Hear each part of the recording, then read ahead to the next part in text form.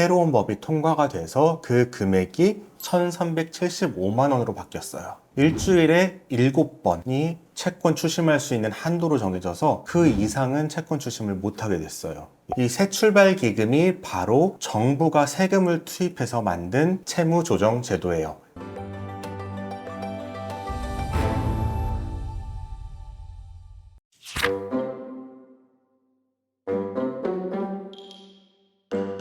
개인회생 최신 뉴스 시간입니다. 이번 주에 좀 뉴스가 많았어요. 저에게는 컨텐츠 마련이 쉬웠는데, 첫 번째로 이건 제가 일전에도 말씀을 드렸는데, 개인 회생이나 파산할 때 면제재산으로 인정되는 6개월 생계비가 있습니다. 보통 개인 회생에서는 문제가 안 되는데 파산하는 분들한테서는 이게 굉장히 중요해요. 파산이라는 것은 내가 가진 재산은 다 내놔서 채권자들이 나눠 갖도록 하는 건데, 아시다시피 파산하는 분들은 수익이 없거나 수입이 굉장히 적어요. 최저생계비 이하란 말이에요.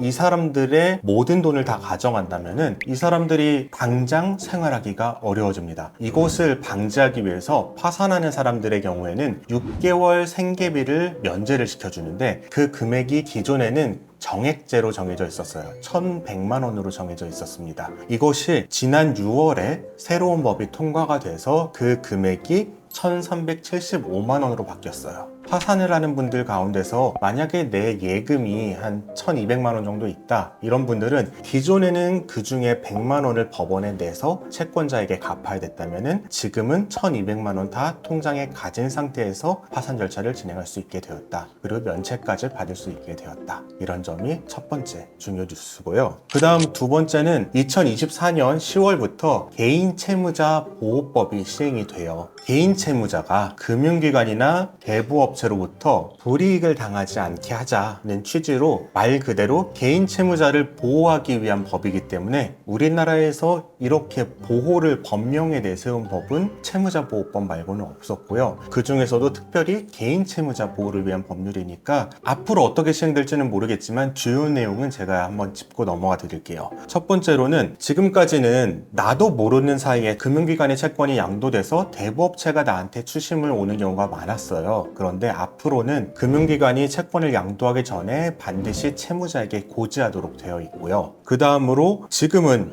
연체가 발생하면은 내가 살고 있는 집에 언제든지 경매를 넣을 수가 있었어요. 그런데 집에 대해서 경매를 넣을 때에는 최소한 연체 이후 6개월이 지나야지 집에 대한 경매를 넣을 수 있게 바뀌었어요. 다른 재산, 자동차나 예금에 대한 압류는 얼마든지 허용되지만 주택에 대해서는 그 예외가 인정되는 거고요. 다만 모든 주택에 대해서 다 인정되는 것은 아니고 KB부동산 시세 기준으로 6억 원 이하인 주택에 대해서만 이러한 경매 유예가 인정이 됩니다. 그 다음 또 중요한 것은 채권 추심 총량제라고 하는데, 일주일에 7번이 채권 추심할 수 있는 한도로 정해져서 그 이상은 채권 추심을 못하게 됐어요. 이게 굉장히 중요한 변화라고 할 수가 있습니다. 이것에 대해서는 제가 다음에 좀 더 자세한 영상으로 소개해 드리도록 할게요. 그 다음 세 번째는 새출발 기금이 확대 적용되게 됐어요. 이것은 특히 자영업자분들에게 중요한 뉴스인데요. 개인회생 욕할 때 이거 왜 국민 세금으로 채무자 도와주느냐, 제가 한 말이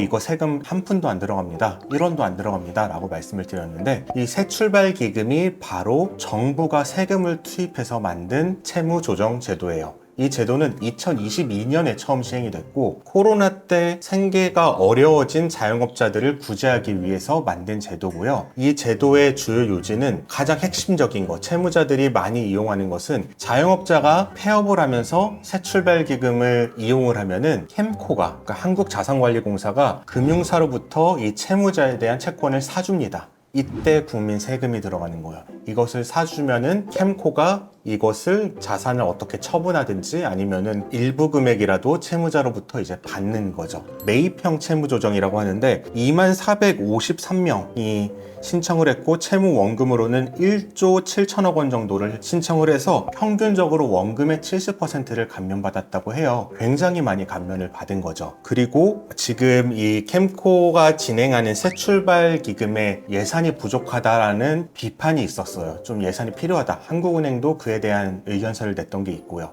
그것에 대해서 최근에 정부가 10조 원을 추가로 지원을 하겠다라고 해서 새출발기금이 좀 확대 적용이 됐고요. 또 다른 면으로는 기존에는 코로나로 피해를 입은 자영업자만 적용 대상이 됐다면은 지금은 코로나와 상관없이 올해 6월까지 사업을 했던 자영업자는 누구든지 신청을 할 수 있게 바뀌었습니다. 그러면은 앞으로 훨씬 더 많은 사람이 이 혜택을 보게 되는 건가요?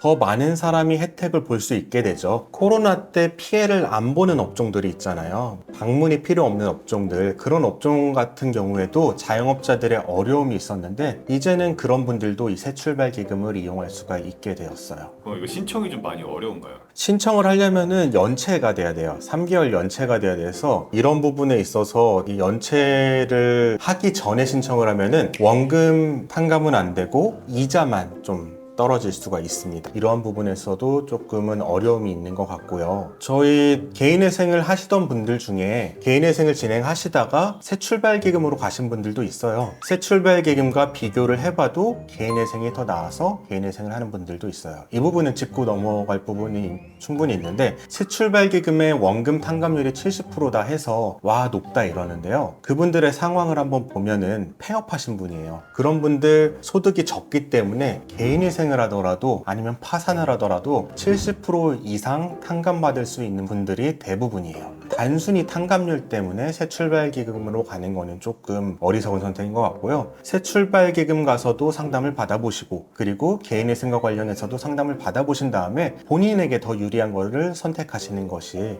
좀 현명한 선택을 이끄는 길일 것 같습니다. 만약에 블랙스톤에서 상담 받았는데 네. 아무리 봐도 이분은 새출발기금이 좀 더 유리한 것 같다라고 하면 안내해 주시겠죠? 저희가 새출발기금이 유리한지는 일단은 알 수가 없어요. 직접 새출발기금에 다녀오셔서 저에게 얘기를 해주시면은 아 그럼 그쪽에 가시는 게 더 유리하시네요 라고 그 정도는 충분히 말씀드릴 수 있습니다.